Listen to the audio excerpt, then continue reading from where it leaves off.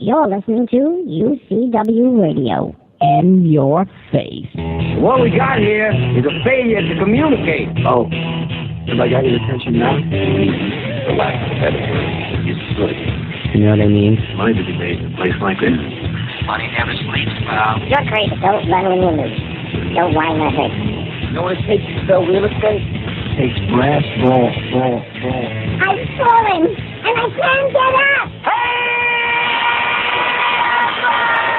All right, welcome back to Money Never Sleeps, and we're going to dive into venture capital. We have a great guest in Phil Sanderson of IDG Ventures USA. He's going to be coming on to speak about what's going on with venture capital. And just a little bit about Phil. He's a managing director at IDG. He is a seasoned pro in the venture capital arena, in the technology arena. Just a lot of useful information I know is going to be coming from him coming on the show. But before we do that, I want to remind our listeners to check out the July-August issue of the Money Never Sleeps magazine. We are featuring such high-end real estate players as Chad Carroll from Bravo's $1 Million Listings Miami, Luis Ortiz of $1 Million Listings New York, article on the real Wolf of Wall Street, Jordan Belfort, San Francisco power broker Barbara Klein, she's the best, feature on Dr. Dre, and just so much more. And you will not be disappointed. Just go to ucwmagazine.com, check it out, and download it and read it. That's what it's there for. And we have a full show lined up with some great guests today, so I'm really not going to chatter too much before I bring them on.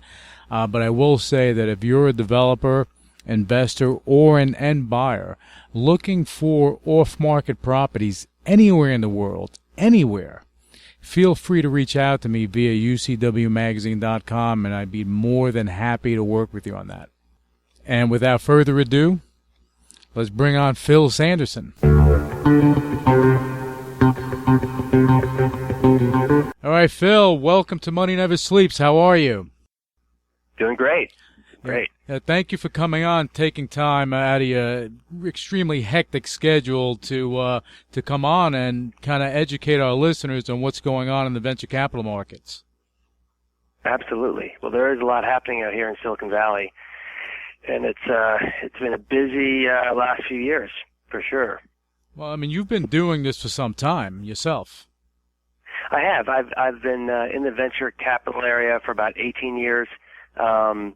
Definitely seen the most activity in 99 and 2000, but I would say that what we're going through now is similar to it, almost as active in terms of funding activity and exits, for sure.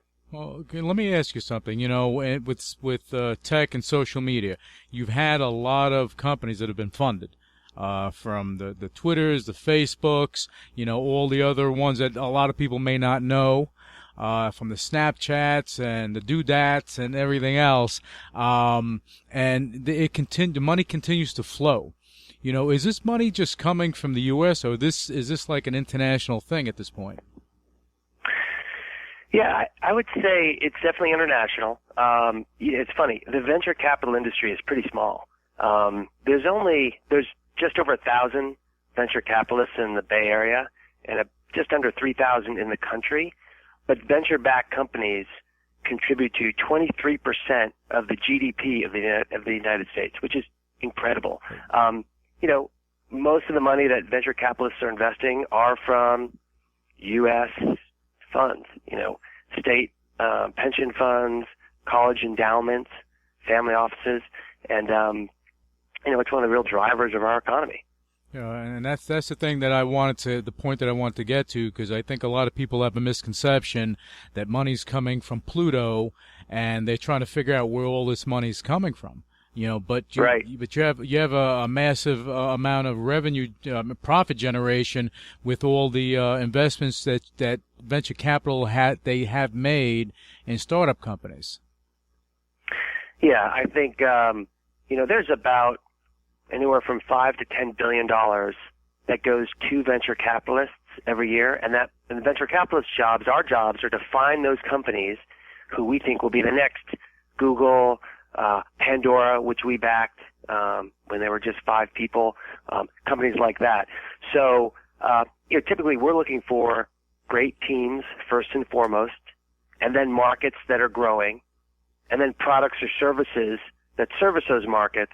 And we realize those business models change rapidly. We do a lot of early stage investing, and the teams change, the business models change, but ultimately, if you've got a great leadership, great team, they can figure it out, and that's primarily who we're backing. And it comes down to the vision and execution. Because I always say, dreams without action. What do you have? Doesn't mean much. Right. No, I've done a lot of blogging and tweeting about entrepreneurship and startups and what it takes to be successful. And even during the recessionary times in the last 10 years in the Valley, post the big bubble in 2000, 2001, entrepreneurship did not die. It's really the underpinning of this country, and I think the heart of it is in Silicon Valley. And it's so refreshing because when we're here, when you go out to a Starbucks or you go to lunch anywhere, people are just talking about their startup and the next big idea, and it's a really refreshing environment. It's a level of energy that, this again, I'm just gonna repeat what you said. This country was built on entrepreneurship. Okay, where you have small companies with big dreams, and they really put all their effort into it, and they make them into icons. That's absolutely right. Yeah, and if you look at the Facebooks, the Twitters and companies, and Google, forget about it. I remember when Google was first brought to me, it was a white page with a line, and I said, "What is this?" Because at the time I'm using Ask Jeeves and I was using other things. I didn't know what it was. When I found out what it was, I said, "This is the future." And at the time they said, "Who needs another search engine?" Yeah. But And the worst thing that you can ask is, why do you need another product? Hasn't everything that can be created, hasn't that been created already? Well, no. When you've got new markets that are evolving, social media is a new market, artificial intelligence, virtual reality. When these things start to expand, new companies are spawned as part of those markets, and we're just seeing more and more markets evolve every year, every quarter, every day. Yeah, and that's the interesting thing about it. And all these bright young minds, coming to the forefront, and venture capitalists, believing in them, believing in that they may have something that can contribute to the growth of whatever industry it is. Those are important things, I think, because without the money, how can you make it happen? That's exactly right. Okay, so now what exactly is IDG focusing on at this point? Right. So we look for consumer internet and enterprise IT companies. We're primarily investing in, pretty early stage companies, young teams. I happen to be the most active venture investor in the country in computer gaming. So I'm making 5 to 6 new computer game investments per year. One of my investments is Telltale Games, which publishes The Walking Dead. They're coming out with Game of Thrones this year, which they've licensed. I've done a number of other game companies. We do a lot of music technology companies. I mentioned Pandora. We are investing in a lot of software as a service companies, otherwise known as SaaS, and enterprise IT companies. So it's a pretty broad range. It's primarily technology, and that's where we've always spent our time and where we've been successful, and where we'll continue. Well, let me ask you this now. The names that you just mentioned, without a doubt, I love The Walking Dead, so I love the game, and these are still growth situations because with entertainment, with gaming, it never dies out. People just want more. Absolutely. Especially with the advent of the smart mobile phone and the tablet, the market has expanded radically. In fact, there's about 1.2 billion people who play games on a monthly basis. And that's massive. There's over 1 billion people that have played Angry Birds. You're starting to talk about the share of the world, at that level.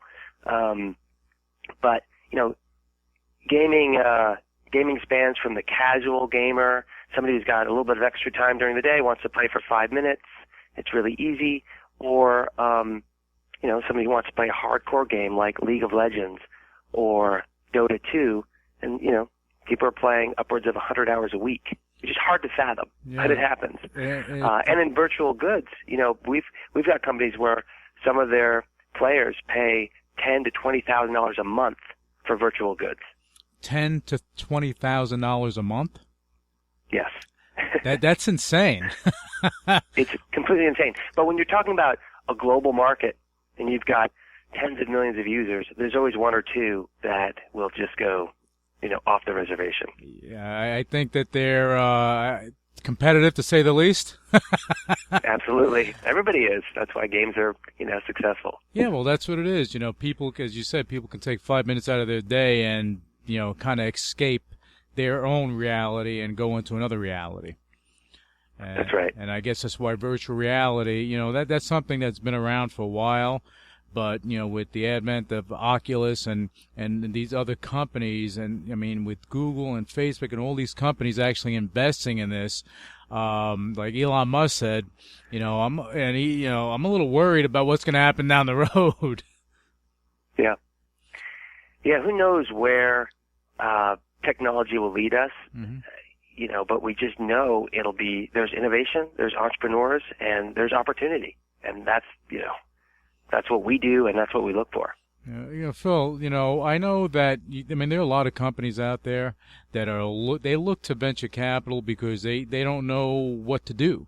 And if they don't know someone and they have a company, let's say, and they're looking for funding, how would they go about, approaching a venture capitalist to get funding? What steps should they take in order to kind of, I guess, woo the venture capitalists into believing their vision? Yeah, I think, like anything, working connections that you have is effective. And I would try to find companies that are venture-backed in your given category and look to ask for connections to their venture capitalists. You can also do the research, look at the venture capitalist blogs, Twitter, website, understand the companies they've invested in, and possibly reach out and say, we've got a company that could be very synergistic to one of your portfolio companies. And by the way, we're also raising money. And part of the job of a venture capitalist is not just to look for those new investments, but it's to help their portfolio companies and to be very active in creating relationships and adding their expertise and advice. So, that's a great way to find the right VCs to work with. Because I know that is one of the, if not the top question that I get from a lot of new businesses, new ventures. They have the idea, they have the vision, they have everything, they have the team, they have the drive, but they don't know how to go about getting the money. And it's true. And, there's also a stage that can be helpful before venture capital, which is angel financing.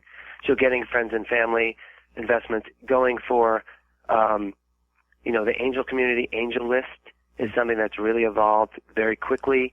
And there are a number of angel groups, and that's probably one of the better ways to get started. There are a number of venture funds like us who do seed investing, but it's not as common. Mm-hmm. So I think tapping into the seed and angel market is probably the right first step. So that's the best first step for them to take in order for them to get to the point that they can come to a company like IDG for additional funding. I think that's right. Yeah. Okay. Well, we do about 7 to 10 seed investments a year of $100,000 to $300,000 each, and we also do about 4 to 5 Series A or Series B investments in the $2 to $5 million initial range as well. And you see an abundance of activity nowadays. We look at about 1,000 what we call qualified leads per year. Mm-hmm. And that adds up to those, 15 investments that we choose out of those 1,000. There are a lot of great opportunities because, like I said, entrepreneurship has not slowed down, at least since I got into the business, 18 years ago. All right, but you were around when AOL, the original social network, that came right after the bulletin boards, and CompuServe, Prodigy, all those guys. Yeah. Yeah. at the beginning.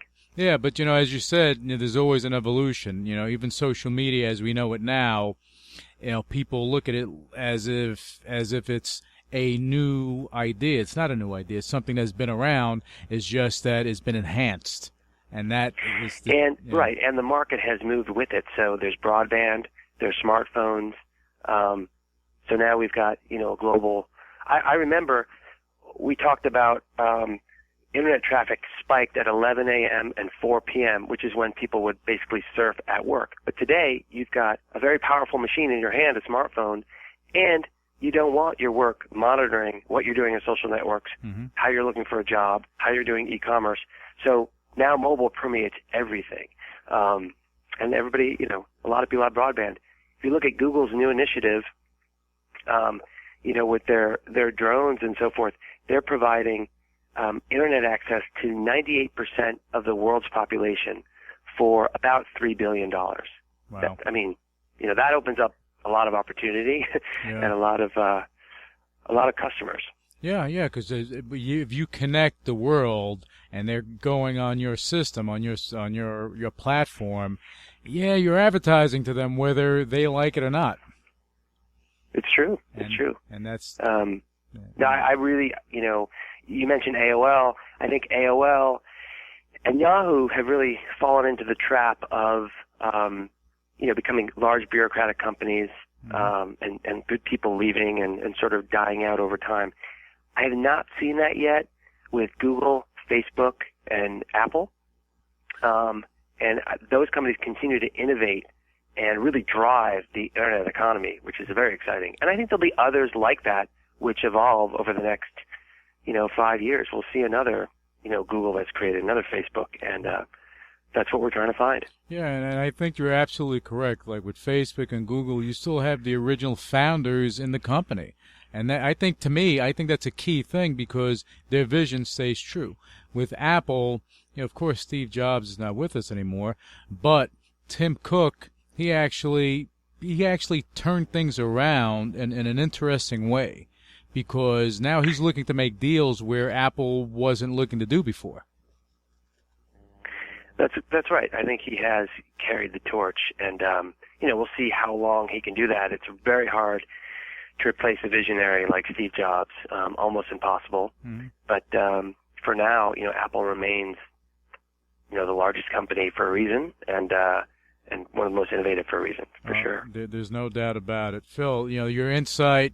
Definitely, I know all listeners are going to get a benefit from it because, just your knowledge and your experience, that alone is worth the price of admission. So I think our listeners should, give you a big thanks, and I'm thanking you. Why don't you let our listeners know how to find out more about you, how to find out more about IDG, and, keep up to date, with you on social media and everywhere else. Absolutely. So I can be reached, through Twitter. It's at San Francisco VC, and I do a lot of blogging as well, which your listeners may enjoy. It's sfvc.com, and I primarily blog about technology, venture, gaming, but also I'm an ultra marathoner. I run 100-mile races, so I blog about that. And I'm also 100-mile races. I do, yes. That's beyond Ironman. It is. They take about twice as long as Ironman. So I love running, and when I run, I listen to rap and hip hop, and I also blog quite a bit about it. So you can find that at sfbc.com. All right. And then our company website is idgvusa.com, which stands for idgventuresusa.com. So you can reach me. I'd love to hear from your listeners. I'm always engaged in talking about these topics, and I really appreciate being on the show. No, well, thank you for coming on, Phil, and our listeners definitely, reach out to Phil Sanderson because his insight on the venture capital industry, on the tech industry itself, is pretty intense, and you're going to get a big benefit. Phil, thank you again, and we're going, if you don't mind, I want to bring you on again in the future so that we can get further updates because I think that this topic is beyond interesting. I love it. But I do appreciate Definitely, Lou. it. Great being on. Look forward to being on again. Perfect. Thank you. And listeners, stick with us because we're going to take a quick break and we're going to come back with more on Money Never Sleeps. Israeli police clashed with stone-throwing Palestinians in Jerusalem Wednesday, a day after the funeral of 3 Israeli teenagers. The fighting started after witnesses say an Arab teen was forced into a car in East Jerusalem. Immediately roadblocks were set up and we searched across the capital in order to find the missing teenager. About an hour and a half afterwards, a body was found in the Jerusalem forest, and obviously we're looking in to see if there is a connection between the body that was found and the missing reports of that teenager. Israeli authorities are trying to determine if the motive was criminal or political. As news of the teen's disappearance spread, hundreds of Palestinians torched rail stations and threw stones at Israeli police. Police responded with tear gas and stun grenades. Israeli Prime Minister Benjamin Netanyahu called the death a reprehensible murder. Prime Minister Netanyahu has instructed the police to expeditiously and decisively investigate this murder. He's also called upon everyone not to take the law into their own hands. The settlers kidnapped him, burned him, and killed him. I ask the Israeli government firstly to punish who did this if they want peace between the Palestinian and Israeli people, and also to stop the settlers' aggression. Rocket fire from the Hamas-controlled Gaza Strip into Israel has intensified, with Israel striking back by air. All right, welcome back to Money Never Sleeps. And, hey, we have another great guest that's going to be coming on. He is an authority in off-market real estate on an international scale. So please join me in welcoming Simon Greenberg from London Central Properties to the show.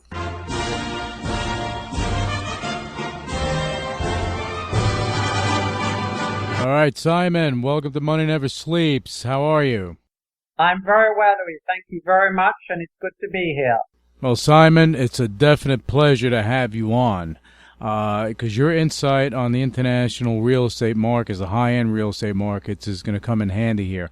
Now, I know there are a lot of dynamics going on, in the UK and Europe, and maybe for the benefit of our listeners, you can give us an idea of what's going on over there. Right. Well, as far as obviously we're located in the center of London, and as far as we deal mainly in sort of the higher end of the market, particularly what we call off-market, and this is apartments, residences, investment, and sometimes hotels. Now, the thing is, at the moment, London is very buoyant, and it has been for some time, and the reason being that it's a safe haven, because obviously what's happening around the world, whether it's the Middle East, whether it's in Thailand, whether it's in North Africa or wherever, we're finding that a lot of people are moving their monies over to London and investing in real estate. So even certain countries in Europe, more the South European, such as Greece, Italy, Spain, Portugal, we're finding a lot of wealthy buyers, they feel safe when their money is in real estate in London. In other words, they're putting their money in bricks and mortar. It's like having a very, very safe bank account. You know something, Simon? I'm glad that you brought that up. Now, I have a question for you. Okay, do you think that these wealthy individuals, these, from all over, from Europe and whatnot, do you think that they are investing in real estate in the UK? And, because I know it's happening in New York, it's happening in California and Florida. Do you think that they are buying real estate in the UK more as a safety deposit box than anything else? Right. It's a combination, actually, because particularly in what we call Zone 1, which is central postcodes, they're buying, let's say, apartments or residences or small investments, and basically it's a lockup situation whereby they might use it for 2 or 3 months of the year, particularly in the sort of summer seasons, or they just might decide not to use it. They might use it as a rental investment. They're using it basically for capital appreciation, for sure, and also they're looking at the sterling aspect, because as you're aware, sterling is a strong currency at the moment. And if you look back over the last 10 or 20 years, it's always been a relatively strong currency against the other major currencies around the world. So it's really two or threefold. And that's pretty interesting, because I believe that when money starts flowing into the high-end luxury, it doesn't matter where it's coming from, but once that money starts flowing over there, it kind of gives you a gauge to where, where the money flow is going in general. And that's pretty important in what you're doing, Simon. Exactly.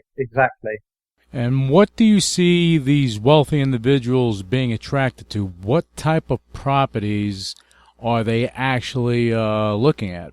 Right. It varies tremendously, obviously, depending on their budgets. But there are certain areas, I would say in London, there are certain areas which attract certain overseas investors.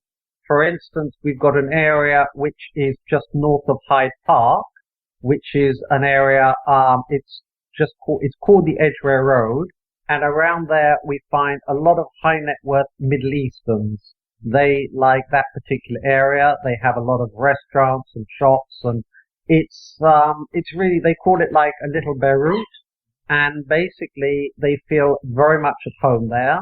There again, if you go south of the park into areas like Belgravia, you have a very international mix, including a lot of sort of European. You have from Hong Kong and the Far East, and then you have the areas of Mayfair and Marylebone, which again are very international, popular with Americans, popular again with Middle East. Number of the principal embassies are located there.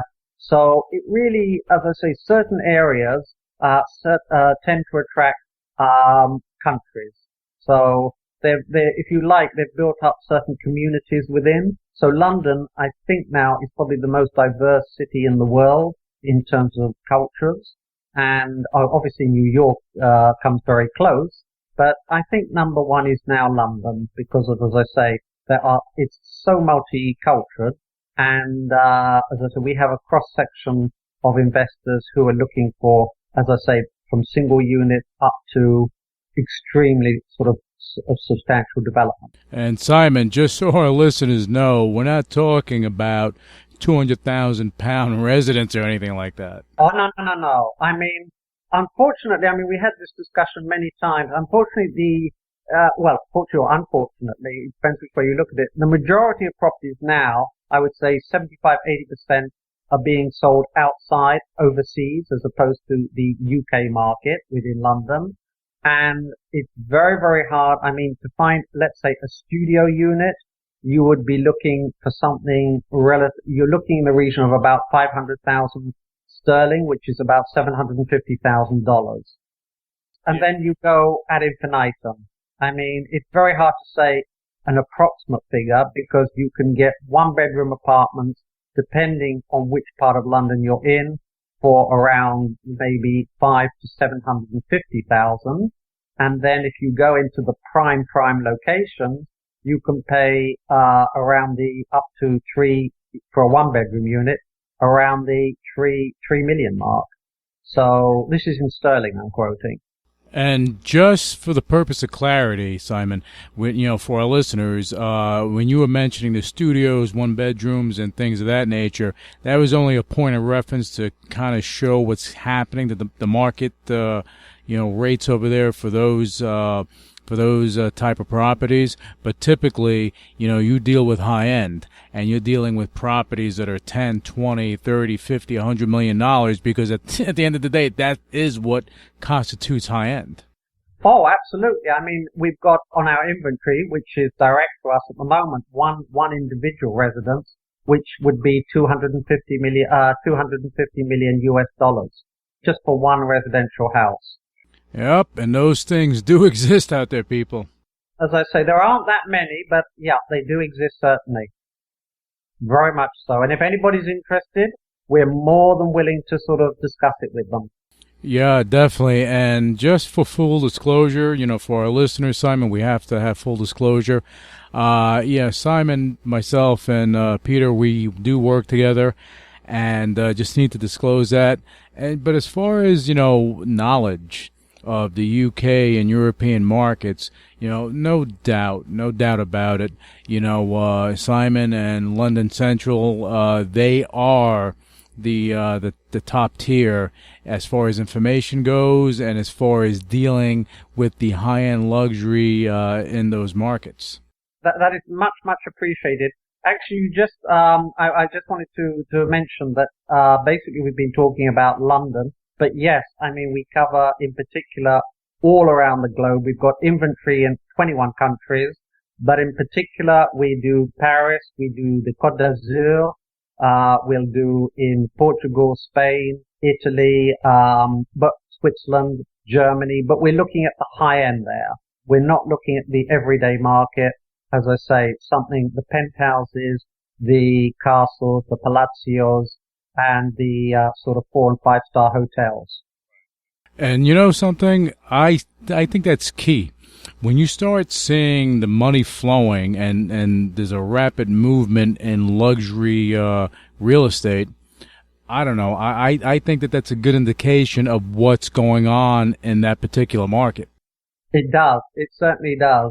And although, as I say, I mean, if you look at certain countries, what we call like the Mediterranean effect, Greece, Italy, Spain, Portugal, where the markets are very sluggish because people don't have confidence either in the government or in the euro or whatever, there is still a demand for certain areas. Like today, for instance, we've been given a beautiful 5-star hotel in Venezia, where there is always a year-round tourism.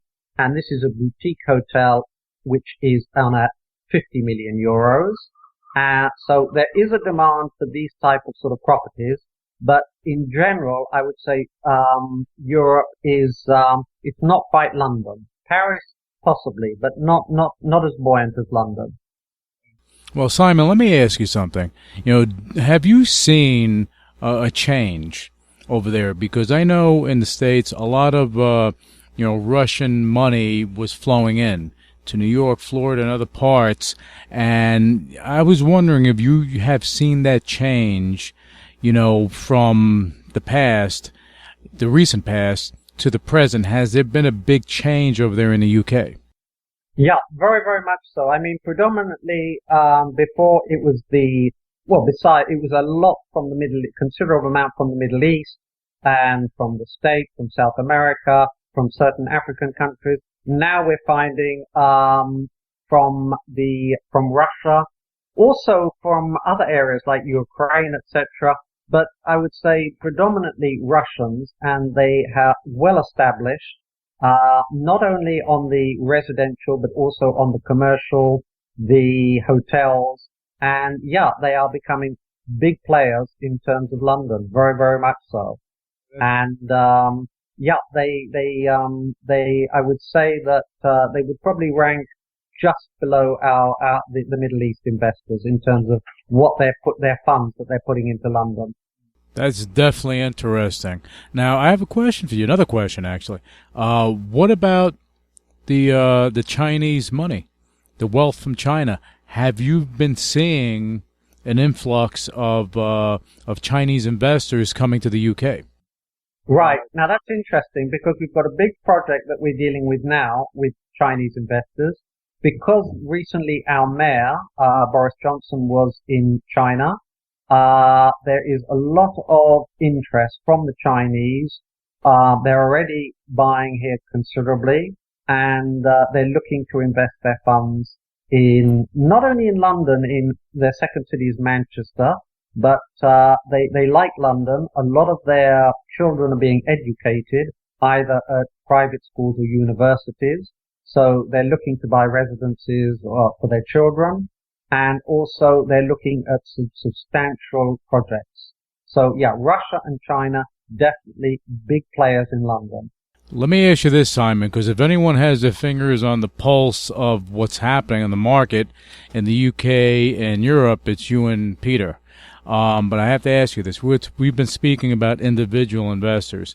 Now, what about private equity? Have you seen private equity money, coming onto the scene in the UK and Europe? Yeah. Also, to a certain degree, I would say that's also an important factor.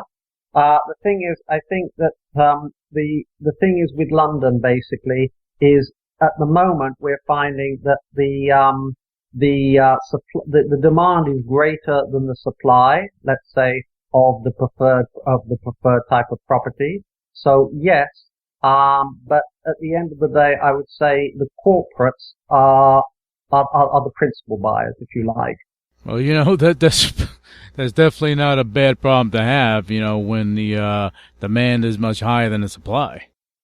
Yeah, I mean there are. I mean I wouldn't always believe what you read in the press. Not everything is selling overnight, but the majority of stock is. And interesting what we talked just now about, particularly with the Chinese, they tend to like new build. They'll buy off plan. So in other words, where there's a project being put up in areas, even secondary areas, they are willing to buy, which they used to in China, off plan, and as I say, they will buy multiple units and or even entire buildings. So yeah. And the one thing with these high-end buyers, the Chinese, the Russians that are coming in, the one thing that they all adhere to is discretion. And so, unless they're looking for publicity, but other than that, they adhere to discretion. Yes, very, very much so. Absolutely. It's trust and discretion, confidentiality. It takes time, but at the end of the day, that's what we're here for, and we will provide the service. Definitely. And Simon, let me say this. You and your team are doing some fantastic things.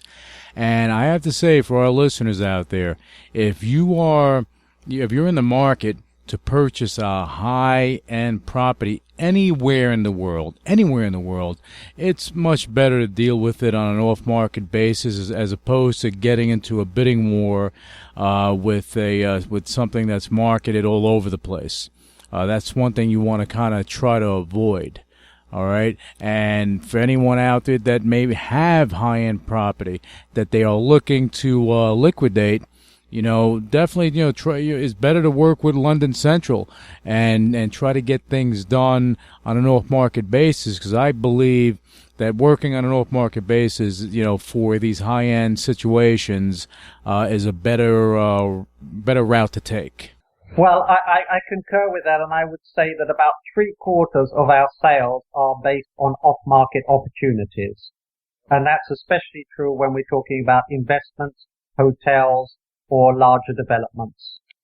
And as I say, if anybody is to come direct to you or to us, then they will get the best service possible. Without a doubt. That goes without saying. Class A service all the way. And that's how we do things. For anyone out there that's listening to the show and you're looking for a high-end residential home, anywhere in the world, it can be the UK, it can be the United States, it can be in Australia, wherever you're looking to be, London Central can help you. This is what they do. They've been doing it for a long time. And again, these properties are off market. We're going to have some information on Money Never Sleeps. You will not see any listings, again, because, these are off market situations. If they were listed, then, what would you need someone that has these in their pocket for? So basically, if you want any further information, you'll see it there. And I would just put in there, as I say, they can also look at the LinkedIn profile, which has the access to the website. So the website is a portal whereby they'll see, let's say, a certain selection of the worldwide properties. But as you've just said, as far as the off-market is concerned, they do not appear on the website. So they would come to yourself or ourselves and deal directly on that. Simon, look, whether they come to you, come to me, it doesn't matter. It's one and the same. We're all part of the same unit. And again, I think it was important that we spoke about everything in regards to off-market real estate, because I think you have, I think there's a misconception about off-market real estate that, a deal closes in a day, and it doesn't take a day. It can take 3 months, 6 months, 9 months. I've seen situations that would take a year to get done. But I want to thank you for going over that, and I really think that it was important that we touched on all these points, Simon. We've had one. I mean, in particular, I'm working on one now. It's 9 months. It probably won't close till December. So we're looking over a year, in fact. Right, exactly. And it just takes time, and I'm going to sound a little redundant here, but as I said earlier, dealing with high-end luxury and even commercial real estate on an off-market basis is the best way to go, because you can get to the bottom line, you can get to the core of the situation and get more deals done. And that's the best way to do business, I think. Absolutely. And our motto is basically quality, not quantity. So that's where we hold. And as you say, the off-market opportunities are the ones which the serious investors, let's say, particularly at the high end, that's what they're looking for. And hopefully that's what we can supply. Well, I don't think it's a hope situation, Simon. That is what London Central does supply, and I want to thank you for taking the time to come on the show. We're going to have you on again because in the future, because I think your insight is going to be invaluable to our listeners. All right, my pleasure, and I look forward to it, Louis. Thank you very much, on behalf of Peter as well. Well, thank you, Simon, and thank you, Peter. And I want our listeners to stick with us because in a short while, we're going to be bringing you one of the hardest working people in the hotel industry, hands down. And his insight is going to be pretty impressive, I'm sure of it. So stay with us. We'll be right back. Former French President Nicolas Sarkozy was questioned by police for several hours after he was charged in a corruption probe. He's accused of tapping political allies to gain intelligence on a number of investigations linked to campaign finance. Ce que je veux dire, c'est que cette situation est grave. The situation is serious. The facts are serious. As you said, the indictment concerns magistrates, high-level magistrates, a lawyer, a former president of the Republic. Sarkozy answered questions from judicial officials along with his personal lawyer and magistrate. The former Conservative Party leader has vigorously denied wrongdoing. At the heart of the investigations are allegations that Sarkozy took 50 million euros in illegal campaign funds from Libya's late dictator Muammar Gaddafi. He has not been convicted. As long as you don't have a proof or a conviction, Nicolas Sarkozy is still in the game and can say, it's a plot, it's a political conspiration to make it impossible for me to become the president of the French Republic again. The investigation is being handled by a new financial crime force, which is independent of the socialist government that defeated Sarkozy in the 2012 election. All right, welcome back. I'm excited about bringing on our next guest. He is, without any doubt, an authority in the hotel industry, and doing it over 2 decades all over the world. He's a global authority. So without further ado, please welcome Thomas Klein of Fairmont Hotels to the show.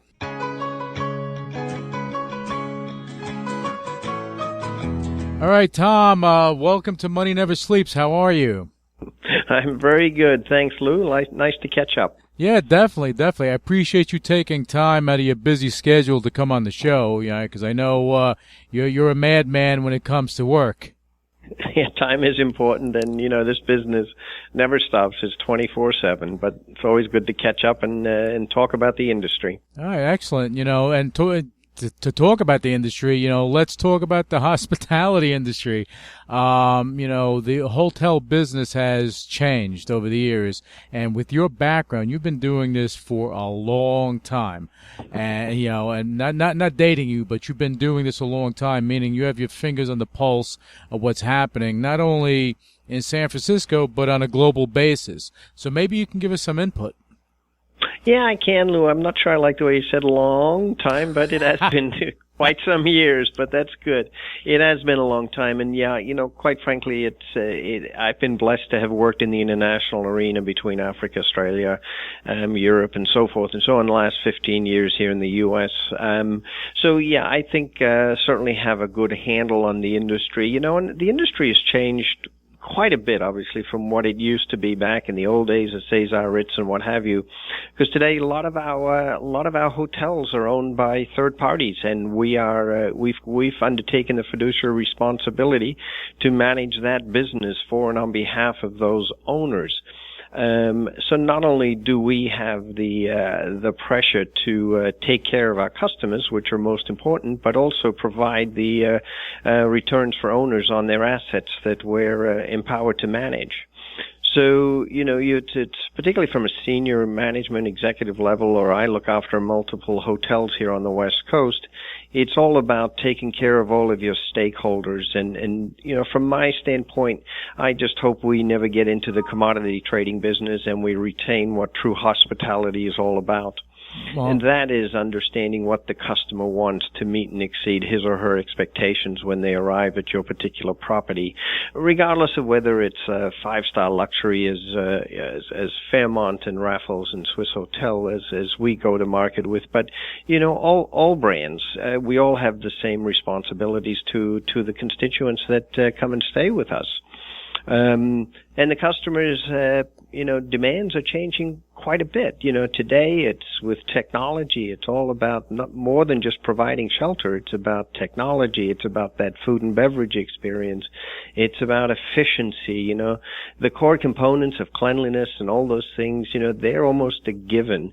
It's the price value proposition that the customer wants today. And the world has gotten smaller. And if you're looking at the East Coast, even some of the central areas, or the West Coast, the international travel and market is picking up dramatically as well. So one has to have a bit of a paradigm shift in how do we deal with that international customer, whether it's the Asian, the Middle East, European, or what have you. So it's an exciting time to be in the business. And tourism, if I look at the national basis, is growing. We're certainly blessed on the West Coast. We're leaders in the market right now, and as it relates to both growth in tourism and corporate travel, as well as it relates to increasing of room rates and overall business in the market. So we're blessed on many different levels, and it's good to see that economy picking up and growing, and the discerning traveler is out there, and they're spending on the food, the fine wines, on the real estate side of things. So let's keep the momentum going, as I say. Oh, well, I think the term 5-star from, let's say, 10 years ago is a lot different to today. Yeah, it is. In many respects, as it's evolved, it used to be the old days, and I spent years with another great company, Ritz-Carlton, and Hyatt, and other international brands, and it was, about the amenities in the room. You barely could find the sink because everybody was putting more amenities in the rooms, and we called that 5-star. Today, it's going back, really, as I was saying earlier, it's about that service. It's about the guest recognition. It's about taking care of that guest, and how do we define service, and what is the premium that guest is prepared to pay to stay and become loyal with your brand. And in many respects, we've been blessed with a very strong following with Fairmont. Unfortunately, we don't have the critical mass with the brand at the moment, although that is changing significantly between the three brands that we have, Fairmont, Raffles, and Swiss Hotel, where we're growing significantly both on the domestic and on the international arena. Yeah, and that's the thing with Fairmont. I mean, you guys are global. You have a global presence. And getting stronger, it's important that for our customer, as the customer becomes more loyal to the brand, when they get into a destination that they frequent and there's not one of our brands, they get disappointed, and we need to make sure we get into the psyche of that customer and control his or her travel experiences and make sure that we have destination hotels wherever they might travel. And that's a good problem to have, I guess.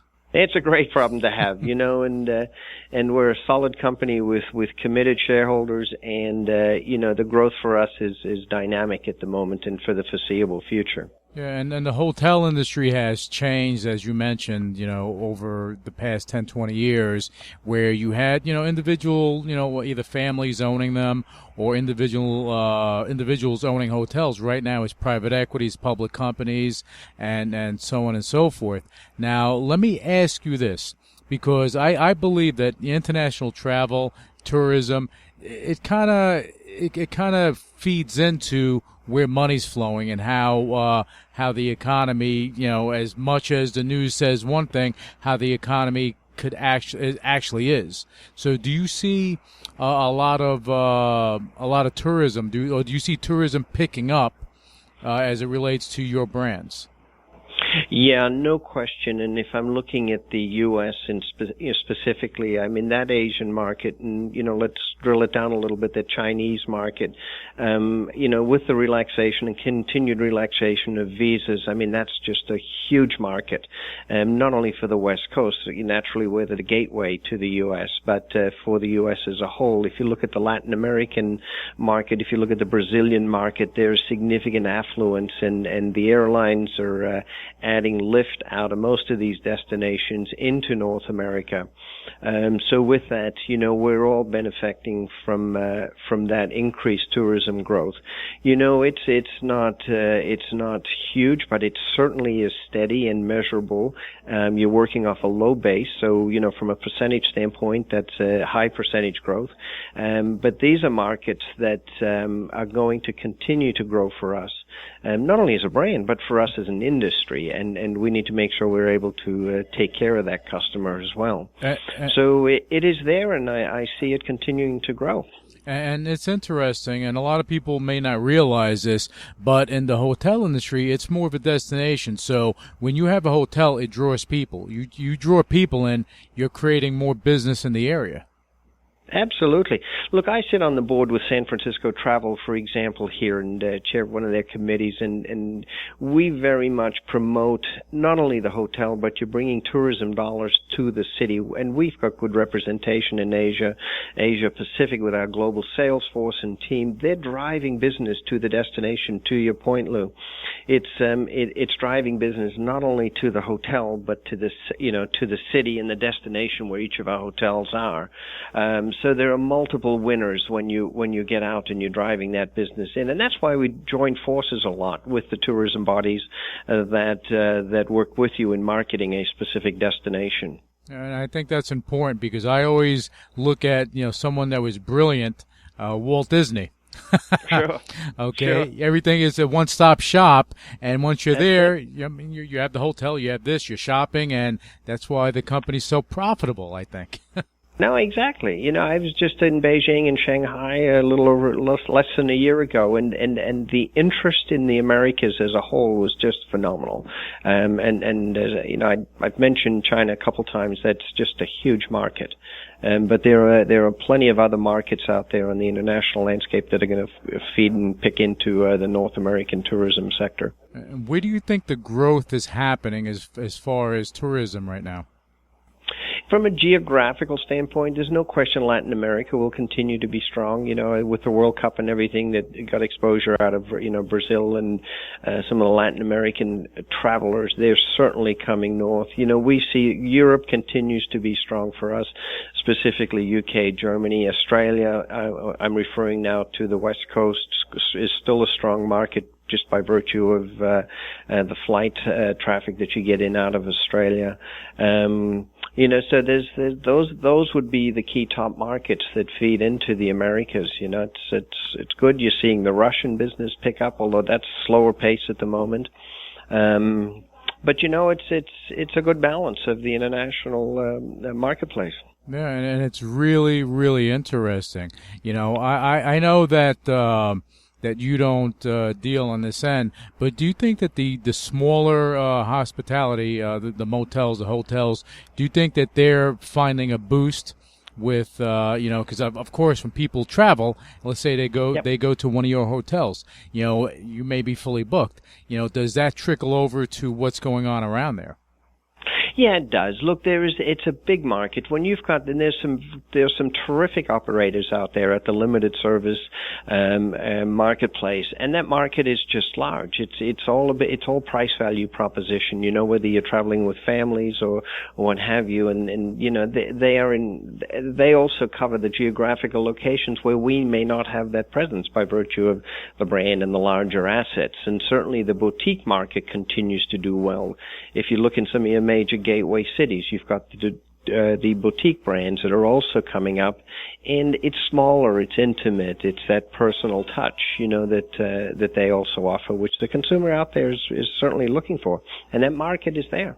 Yeah, and I also think that when people travel and they take their family, they want to be in a hotel that has the amenities. They want to be at a place that is, kind of gives them a little more, and that's what the Fairmount does. Absolutely. I mean, it's all, you're absolutely right. And we typically will run, particularly during the holidays, these family promotions, these family packages, because it's the food and beverage experience, whether you're going to our resorts, and it's the pools, it is the amenities, it's the location, what's accessible around your hotel, what's safe and clean, and that total environment for the family traveler, as well as the couples that are going on honeymoons or just traveling around the country. I think that it's important, that our listeners kind of get this great idea of where things are picking up and what's actually happening. Because the way I look at it, if tourism is picking up in a certain country, okay, that's where the money's flowing. That's where some of the money's flowing, and it kind of gives you an indication of what's happening. Right. Which is important. Yep, absolutely important. And those are economic indicators. Yeah. And that's what's driving the tourism business. San Francisco is I think, you've got Silicon Valley, you've got the tech capital of the world out here. There's a lot happening in this marketplace, specifically on the West Coast. And, that market is going to continue to grow. We are much smarter today when we look at the fundamentals of running our businesses and spending money. I think there's less risk out there. There's a significant amount of capital on the sidelines relative to personal and corporate income, and people are spending the money, but they're being wiser about how they're spending and allocating those dollars. And that's important as well, because that means that there's longevity involved there. Exactly. The question, everybody's a fear, when's the next bubble? When's the next burst? How are we prepared for it? I think on the latter part, we certainly are, from a corporate standpoint, much better prepared for it today. We're just, as I said earlier, just not taking that risk. And the same for the individual and the consumer travel. They're smarter. It's all about value for dollar. And what am I getting for my dollar and wherever I might spend it? And again, those are key things, because when you have the smarter consumer, and they're allocating their funds according to what's of value to them, that means that you have to actually bring out a little more. But at the end of the day, you mentioned bubble. Okay, right. Is that bubble going to burst? Is there a bubble as big as they say it is? Who knows? Who knows? I don't know. Well, I guess we'll find out. I probably wouldn't be sitting here chatting with you at the moment. I'd be somewhere on the beach and relaxing. You just don't know. I mean, my view is that there will be a correction. I don't foresee a bubble. I think, as I said, we've learned. We learned the hard way, and we're just really recovering out of that. Right, excellent. Tom, your input is definitely invaluable. I appreciate your time today. Do you want to, give our listeners the website? So, and I do urge our listeners, when you're traveling, to patronize Fairmount, because it's a great organization, and you definitely get the value for your money. Thanks, Lou. With pleasure. It's www.fairmont.com. Beautiful. It's simple, and we look forward to welcoming you. Excellent. Thank you, Tom. And our listeners, just hang in there. We're going to be right back on Money Never Sleeps. Hi, everyone. John and Pete Najarian here at the NASDAQ with some news you do not want to miss. As option floor traders, CNBC contributors, and co-founders of OptionMonster.com, people always want to know our secrets for trading the options. So we wrote an entire book on it. And today, to celebrate the book launch, we're giving away a limited number of these books for free. All you have to do is cover shipping and handling. Learn how you can use options like we do to make more income with less capital. To reduce your investment risks. And to make money regardless of which way the market's moving. It's all right here in this book, and today we're giving it away to you for free. Equity options today are hailed as one of the most successful financial products to be introduced in modern times. You have to learn to profit from them. This one book could dramatically increase your investment returns. And today, it's free. So pick up that phone and call now. Call 1-800-961-1923 for your free book. That's 1-800-961-1923. Call now. All right, welcome back to Money Never Sleeps, and we're at the tail end, so it gets interesting. We're going to bring on Robert Sanchez. He is one of the co-founders of RAS Global Amenities, and we're going to bring him on so he can explain what it is. I think it's such an interesting concept. Robert, welcome to the show. Hey, how's it going? Pretty good, pretty good. You know, I'm excited to hear about what you're doing, so lay it on us. What's going on with RAS? You know, when we came up with the idea for the company, we were working with a lot of apartment buildings here in New York City and seeing that a lot of the residents, you know, had to go outside of the building to find the necessities for themselves. Dry cleaning, food, pet walking, whatever it may be. And we thought to ourselves, it would be a great idea to bring that into the building to where they're living and really create an atmosphere of community within that building by bringing in all those services. So what RAS Global does is they focus on going into buildings that are either being constructed or are currently built and sitting down with the property managers or the developers or even the residents themselves, depending if it has a board or not, and go over the services that they're looking for. Some of the biggest things that we offer right now are things like pet walking.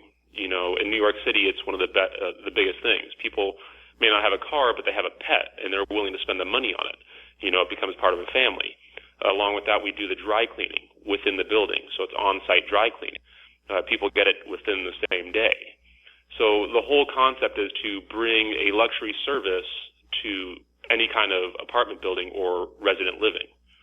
So what RAS Global has started to focus on is particularly dry cleaning, pet services, their own brand of personal training, along with supplements even. So what we're doing is we're going in through about 6 current buildings right now within the city and offering these services to the residents that live there. Now what we do to set us apart is we offer, you know, for example, with the dog walking, we are 100% insured. We're one of the only dog walking companies in the city that it's 100% insured. All the dog walkers are actually CPR certified. So it gives the resident or the pet parent, as we like to call them, assurance that their dog's going to be taken care of and or their cat. Along with the dry cleaning, what we do is we only work with dry cleaners that we know personally and or we can actually have access to their dry cleaning plant. You know, and everything we do is eco-friendly. That's one thing that we try and stress to the residents and our customers. The way we like to look at it as with the buildings is we're part of the building. We become part of the development team. We become part of the management team. One big thing that we do focus on is when we're trying to give that service is that if there's a problem in the building, a resident has an issue with the refrigerator and or something broke, what we do is we'll offer our services for free and or our handyman or whatever it is through us in particular versus the building. That way we act almost as like a shield for management. You know, the superintendent can focus on doing what they need to do, whether it's, you know, slab leaks or whatever it is within the building. We can handle more of the minor stuff that, you know, tends to choke up the management team. And let me that's kind of what we try to do with a lot of the buildings in the area. Right. Well, let me ask you. It's a unique take that we try and do. Okay, Robert, let me ask you a question, because there are companies out there that do some of the things that you do, but, you know, because I know RAS a little bit, okay, I know that you guys you do something different. And what I mean by different is that if someone brings their clothes to the dry cleaner and something goes wrong, tell me what you guys do different than the other companies that are actually doing this now. The way we do it is this: I've had the issues past personally where I go to a dry cleaner or any kind of service and something goes wrong, and I have to sit there and argue for 20 minutes and plead my case. The difference is for us is if you come to us and you say, we lost a garment or whatever it is, whether we lost it or not, what we're going to do is we're going to go ahead and cover you for it. Because to us, it's more important to keep you happy and keep you as a customer than it is to sit there and argue, the 2 inches of difference, whether you're right or we're wrong, whatever it is. To us, the biggest value is the customer and keeping them happy. So that's definitely our main focus. We'll always cover it. I mean, we've had people come in with, $200 button-up shirts that, lost a button. Well, it's easy to replace a button, but that guy is no longer looking for a button replacement. We'll go ahead and cover the shirt. And you know what? He's going to come back later and he's going to tell somebody else that, we covered the shirt versus just sewing on back a button. So it becomes beyond business, as you said. It's personal. Yeah, exactly. You're creating a community atmosphere, and it's beyond concierge service. It's just another level, and that's what I wanted to get to with this, because you have a lot of companies that do this for buildings in New York, and the big difference that I see is that you can have a concierge service. I mean, this is something that can actually work. It's like you're bringing, and I had my previous guest, we were talking about hotels. This is like bringing a hotel situation with the amenities and everything that someone wants to live a better quality of life within their building. And that's really what we strive for, is, like you said it right on, is creating that better quality of life for, the residents that we work with. And to us, it's a personal business. The concierge, the name itself works, but to us at the same time it doesn't work, because to us it's more than just a concierge. We're not just there to help you, we're there to do what you need so that you can live a little bit easier after working for 12 hours and riding the subway for another hour and a half in the 90-degree weather. So. All right, beautiful. Now, Robert, I know that we're going to bring you on another time where we have more time to really dive in deep into RAS. And I think that anyone that's listening, if you're a building owner or you're a developer and you're looking to build, you're developing buildings in New York or in other states, I would say, reach out to RAS, because if you're looking to add something extra in there, because people want that concierge service. I mean, they want those amenities. I mean, you go to the Hamptons, you have people right now, they live in a house, but they have some concierge service that has to do with the area. People want that little something more to increase their quality of life. So I suggest you reach out to RAS. Robert, why don't you give the website information, any social media information for RAS, so that people know how to get in touch with you and find out more about it? Sure. The best way to get a hold of us is through our website, which is rasglobalamenities.com. All our contact information is on there, and a list of some of the buildings that we currently work with, and the things that we provide. So check it out and let us know what you think. Excellent, Robert. Thank you. And again, I do urge, even if you're in the real estate business, just check out RAS Global Amenities. They're doing some great stuff. Okay. And on that note, that's the end of Money Never Sleeps for this week. So make sure that you join us next week as we have another set of great guests giving you great information. And hopefully you'll have yourself a nice, profitable week. See you next Monday. You're listening to UCW Radio. In your face. What we got here is a failure to communicate. Oh, have I got your attention now? The lack of editor is good. You know what I mean? Money to be made in a place like this. Money never sleeps, pal. You're crazy. Don't run when you lose. Don't whine my head. You know what it takes to sell real estate? It takes brass, ball. I'm falling, and I can't get